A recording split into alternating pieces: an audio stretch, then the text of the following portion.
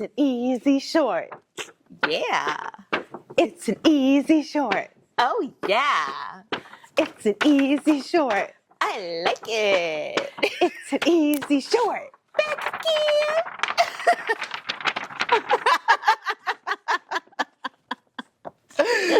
Oh, boy. Here we are. Yes. Yet again with another easy short for your eyeballs and your eardrums. Yeah. Coming back for that ass with Booze or Wooze. Because we know you would miss us on the off weeks. So we make sure that we stay relevant and stay current. Yes. And stay agreeing or disagreeing. And stay agreeing or disagreeing. Our last one, we had a lot of disagreeing. Yeah. I was thinking about that last night. I was like, wow. Mm-hmm. But it generated a really good discussion. So Yeah. I think that's helpful, That's the joy of us. Yeah. Yeah. The yin and the yang. The yin and the yang. The yay and the nay. The booze or the wooze. We've been drinking tequila today. So. Yes. If you couldn't tell. Tequila really is a different beast in and of itself. Mm-hmm, mm-hmm, mm-hmm, So, all right. So it's best friend. We're wrapping up Men's Mental Health Awareness Month. Yes. And there's a lot of awareness to bring to men's mental health. Yes. Because, guys, it's okay. It's okay. To feel the feels. We love you. Yeah. But we thought it would be good to go through some common, misconceptions or like controversial statements or beliefs. Yeah, controversial statements or beliefs around men's mental health. Yeah. And then we're going to agree or disagree. We're going to boo or woo it. Mm-hmm. And let's see what happens. Boo it or woo it. And we got producer Mark. Yes. Ready to tell us. Repping for the men. Yes. Always making sure that he's always like, Men's Mental Health Month is coming. Yeah. We're like, it's also Pride. He's like, yeah, but it's also men's mental health. I love that. I do too. I love that we have a guy that's like, yes. yo, men's yes. mental health. Yes. That's what we need. Champions. Yes. And we had Ethan on, so that was cool too, Yeah. It's important to have champions for men's health in all ways. Yes. And mental health is part of that. Exactly. Yeah. All right. All right, Mark, we're ready for you to throw these controversial statements at us. Okay, first one. Men's mental health issues are often dismissed as mere stress or anger management problems. Men's mental health issues are often dismissed as mere stress or anger management issues. Okay. Ready? Ready. Agree! Woo! But not woo, because it's not good. Yeah, it's not good. But we agree. We agree. So it's a woo, but it's really a boo. Yes. I think this gets to the heart of exactly what we talk about all the time when it comes to men's mental health, which is that from a societal standpoint, and even the way that men are raised, it is more acceptable for a young woman or a lady to express their emotions, right? Women are well known for being emotional beings, right? And quite frankly, honestly, a lot of the rhetoric around women is that we're emotional, right? It's part of the reason why people think that we're not good leaders and all these things. And we're not going to get into that because we're talking about the men today. Yes. But we won't get into the statistics. Yeah. Women are better leaders. Yeah. But anyway. We know that that's not true. But we also know that a lot of men feel like they can't really express themselves. And the only acceptable way of expressing themselves is through force or anger, right? And so we see that often, even in little boys. They may be feeling sad or they may be feeling disappointed or overwhelmed. And that comes through as anger, because anger is one of the few acceptable emotions from a societal standpoint that men are able to display. Yeah, absolutely. I mean, I definitely, when I reflect back on my journey with my son and his mental health, I remember so many times having not only conversations with him, but also conversations with his providers or other people around the fact that it's important that we teach him that there's more emotions than just anger. Yes. You know, and I think that's something that everybody should be doing with their kids, especially their sons, because there's so many more societal pressures on boys, you know, just suck it up, you're fine, brush it off, you know, or even references to like if you cry, like you're acting like a girl, like these kinds of statements that are often given to young boys. I think it's important that many people take the time to say that, one, those things aren't true, but also help boys to realize all of the different types of emotions. Like, that's not anger that you're feeling, it's actually disappointment. Right. You know, or it's frustration. Right. But yeah, it oftentimes turns into like, this kid is just angry. Yeah. And we definitely shouldn't do that and set boys up to carry that around their whole lives. Yeah. Then it's like, no matter what they're feeling, they just have to show anger in order for anyone around them to know that they're going through something. Right. Like, they feel like if they show a different emotion, then it is perceived as weakness. Yeah.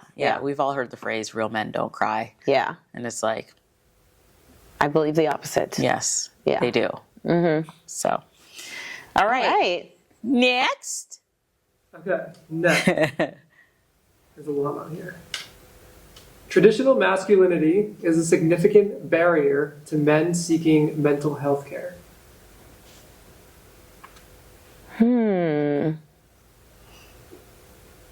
Okay.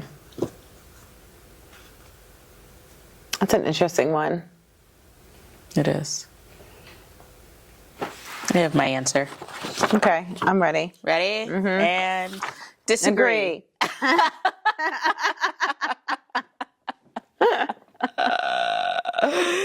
Okay. All right, you go first. So the statement is, traditional masculinity is a barrier to men seeking mental health treatment and support. And I feel like there's been this, like, and we talked about this in our man versus bear a little bit. I feel like there's a little bit of like there's a little bit / a lot of it of society, this rhetoric going around about toxic masculinity or like masculinity in general. I feel like there's this like attack on men who exude, which, you know, so if we're talking about traditional masculinity, I'm thinking about like, you know, the kind of masculinity that we might see in the media, right? So that's like the big, strong man who like takes leadership and like plays his role as protector and like provider and all of these things.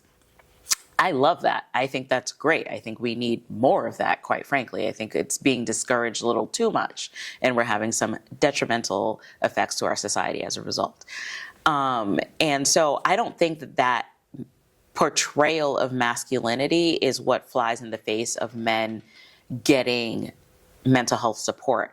I think it's the portrayal of, if you are masculine, then you cannot also be vulnerable. And I think that is like a dichotomy that exists that doesn't need to, right? There are plenty of really masculine men that also know how to be vulnerable, and that's beautiful, and that's a great example, right?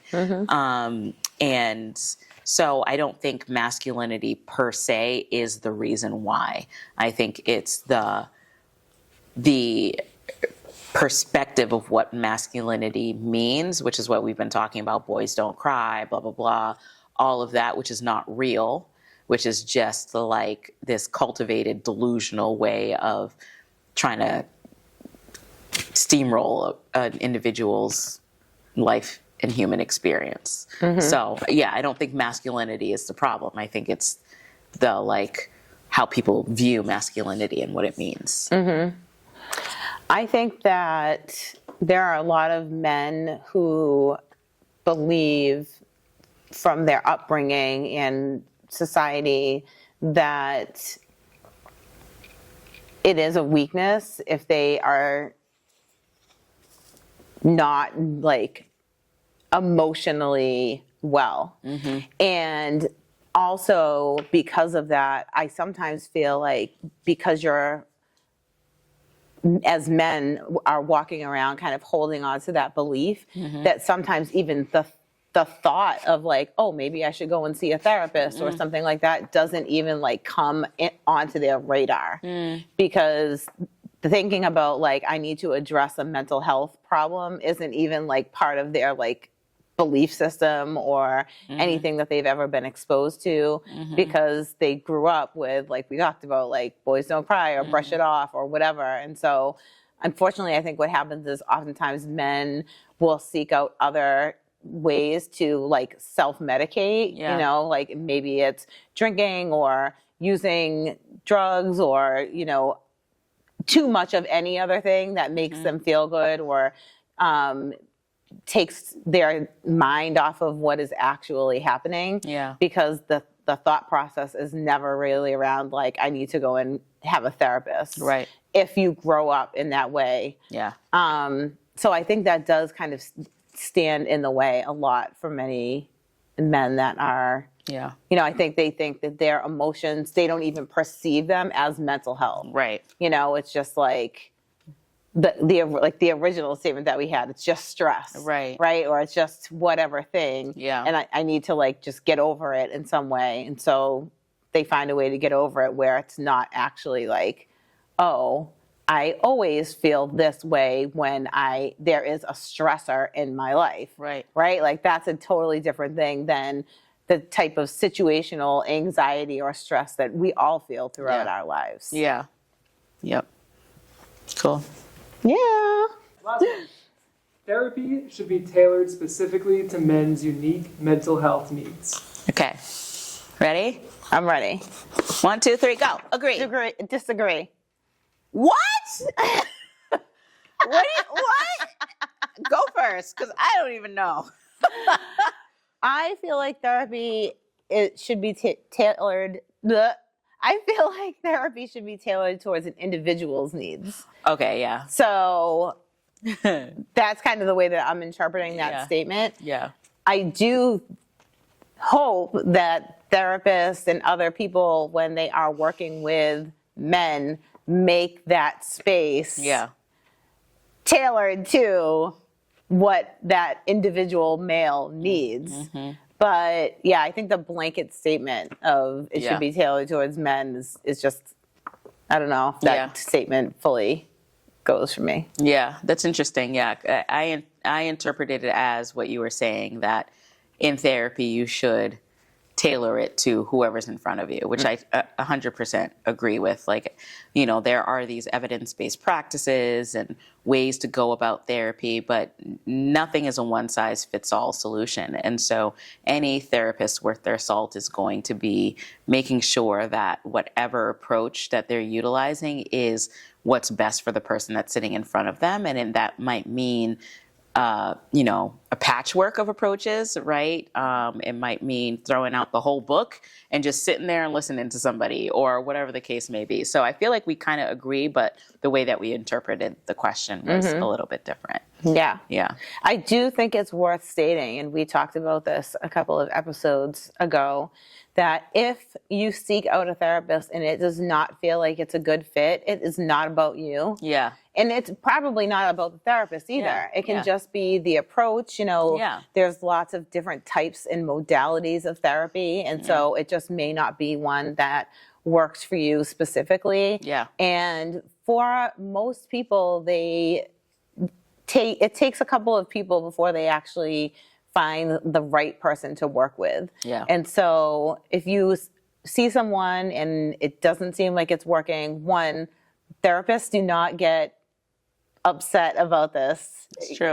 Like most therapists are going to encourage you to say, if this isn't working, let me know, because it's a waste of your time. It's a waste of their time, right? Everybody's there to get something accomplished. Right. And it's really not about them. It's about you. That's what therapy is for. And so if it's not working for you, You know, you don't have to ghost your therapist. You know, you can just be like, hey, like, I just don't think this is a good fit. Yeah. And a lot of times what I have found is therapists will Refer offer you. suggestions of other people that they may know. Yep. They may ask you, like, what do you think would be better? Yep. What kind of approach is it, like a male or a female, Yep. or, you know, what kind of thing are you looking for? And they may Yep. have great recommendations for you. Yep. So it's always best to just be honest with your therapist or clinician. Yep, 100%. Yeah, I do that all the time. I'm like, I'm not a good fit for you, but you know who might be?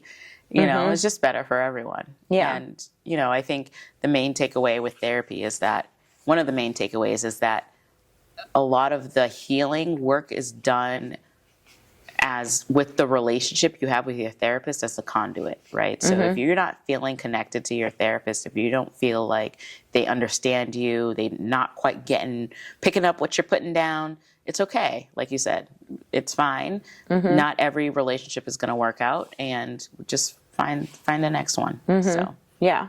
Yeah. One other thing that I think is worth mentioning is if you have your son in therapy and your son really connects with a therapist, but you as the parent do not like the therapist, to really have a internal conversation with yourself about what that is about. Because if that therapist is connecting with your son or daughter, but you know, we're talking about men's mental health. So if that person is connecting with your child and you're seeing the outcomes that you want, maybe you don't like the way that they approach things, but they are seemingly able to get through to your child, then it's worth thinking about, you know, can you stand them enough for your kid to continue to benefit? Right. You know, I've seen a lot of families feel like they don't like the therapist, and so they change the therapist even though It's the working with the kid kid. likes the therapist. And so that can be rough, especially if you don't like the way that they communicate or any of those kinds of things. Yeah. But at the end of the day, if they're getting at the needs that your kid has, oftentimes it's worth it to, again, have a blatantly honest conversation with a therapist about, like, hey, my son really likes you. I don't know why. I hate you, though.